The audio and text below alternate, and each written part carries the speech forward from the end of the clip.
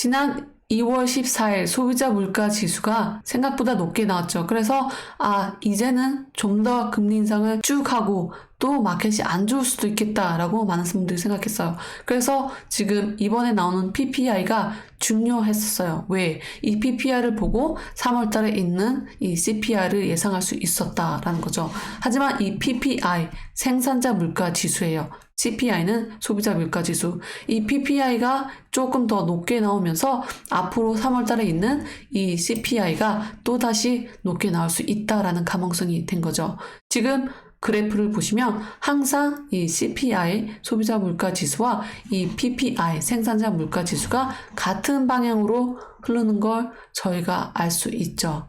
CPI가 저희 입장에서 물가가 진짜 비싸다라고 느꼈다면 PPI는 이 생산자 입장에서 그것을 느낄 수 있죠.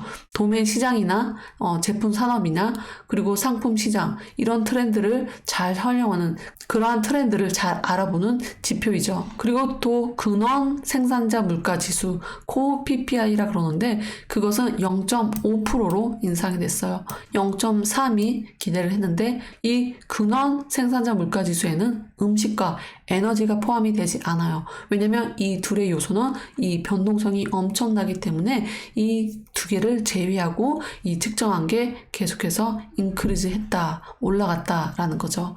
그래서 이로 인해서 앞으로 3월 달에 있는 FOMC 미팅에서 금리 인상은 피치 못하고 앞으로 좀 더 실업률을 이 연준이 잡지 못한다면은 0.25 혹은 0.50%도 올릴 수 있다라는 그런 생각이 드는데요. 그것은 당장 올린다라는 게 아니라 3월 달에 있는 CPI 지수가 한번 더 나와보고 이제 연준이 결정할 것으로 보고 있어요. 그래서 지금 이 PPI까지 더 높게 나오면서 앞으로 지금 마켓에 대해서 좀 더 암울할 수도 있겠다라는 게 저희가 알 수 있는 그러한 결과이죠. 그리고 두 번째 뉴스는 찰리 먼거가 테슬라에 대해서 크게 비판을 했다라는 뉴스죠. 이 찰리 먼거 같은 경우는 중국 자동차 BYD가 테슬라보다 훨씬 지금 잘 나가고 있다라고 했어요.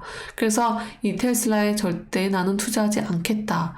일론 머스크는 똑똑하지만 조금 이상하다라고 언급을 하면서 테슬라에 대해서 계속적으로 비판을 했죠.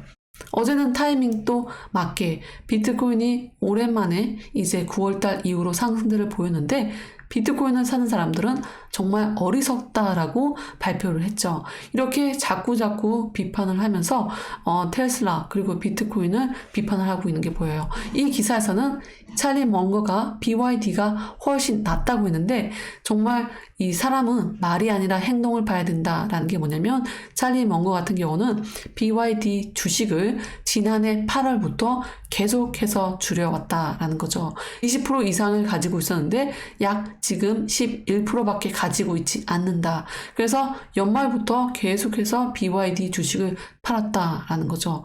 그런 뜻은 자기가 그렇게 중국차 BYD를 믿고 있으면 주식을 더 보유해야지 왜 팔았냐라는 거죠. 그래서 그러한 면에서 이 사람은 행동과 말이 맞지 않다라는 거죠. 그리고 지금 보시면 BYD 자동차 세일이에요.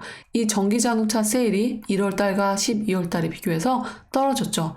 마이너스 36%나 BYD가 떨어진 걸 볼 수 있고 다른 중국 자동차들이 다 세일이 떨어진 걸 볼 수 있었어요. 니오 같은 경우는 마이너스 46%까지 떨어졌죠. 하지만 테슬라 같은 경우는 1월달 모두 올라갔다라는 거죠. 18%나.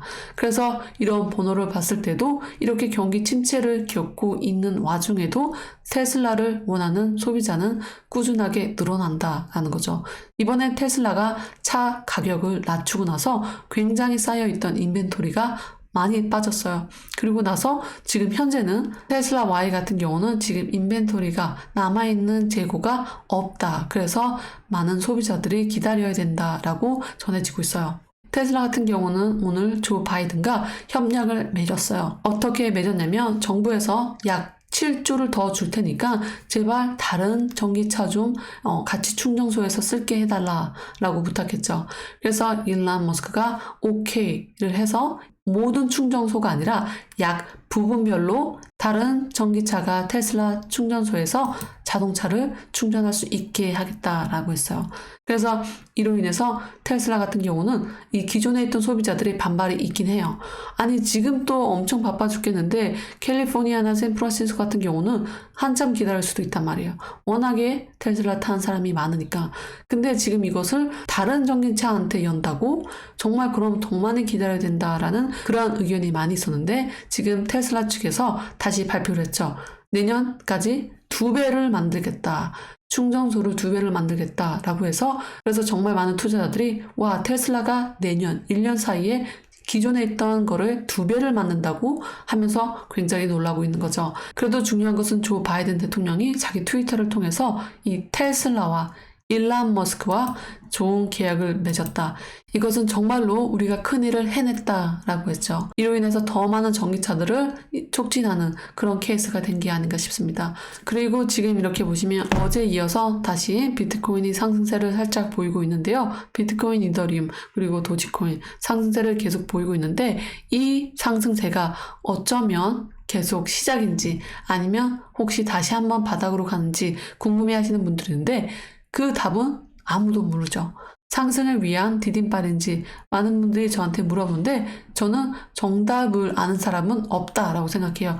마켓을 예측하기 힘들기 때문이죠. 하지만 장기적으로 본다면 비트코인 같은 경우는 줌 아웃을 해보면 항상 이제 상승 단계의 그런 사이클로 오고 항상 업 트렌드로 오기 때문에 장기간으로 보는 사람들한테는 도움이 되지 않나라고 생각돼요.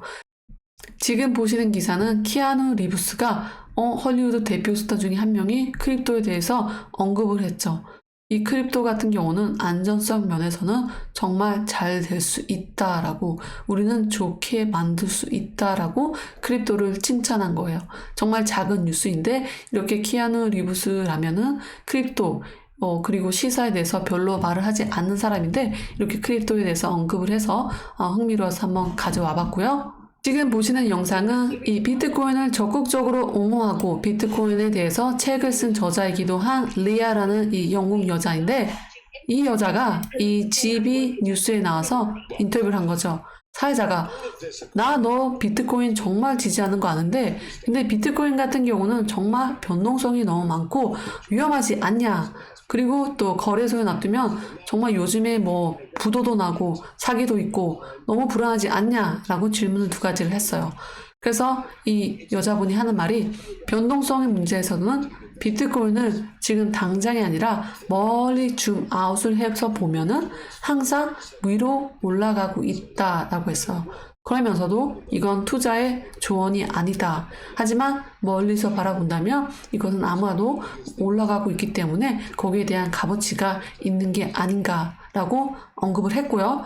2번째는 이 거래소에 대해서 말했는데 내 돈을 거래소에 놔두면 그것은 내 돈이 아닌 거가 된다라고 했어요.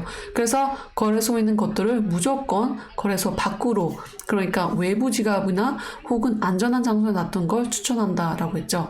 그래서 이런 것들을 보면은 거래소에 돈을 놔둔다라는 것은 내 돈을 그 중앙 집권화된 곳에 놔두는 것 때문에 나중에 이 회사가 부도가 나든 해킹이 오든 우리가 있는 방법이 없다라는 거죠. 그래서 저도 재차적으로 말했듯이 거래소에 놔두는 것보다 항상 거래소 밖으로 빼놔야 된다라고 한 거죠. 그래서 오늘 제가 준비한 영상은 여기까지고요. 정말 이 CPI, PPI 지수 모두 살짝 우울하지만 저희가 할 수 있는 것은 미래를 100% 예측하는 게 아니라 미래가 어떻게 다가올지 거기에 대해서 대비를 잘 해야 된다라고 생각이 돼요. 그래서 오늘 영상은 여기서 마치고요. 영상이 도움이 되셨으면 좋아요, 구독, 알람 꼭 눌러주세요. 감사합니다.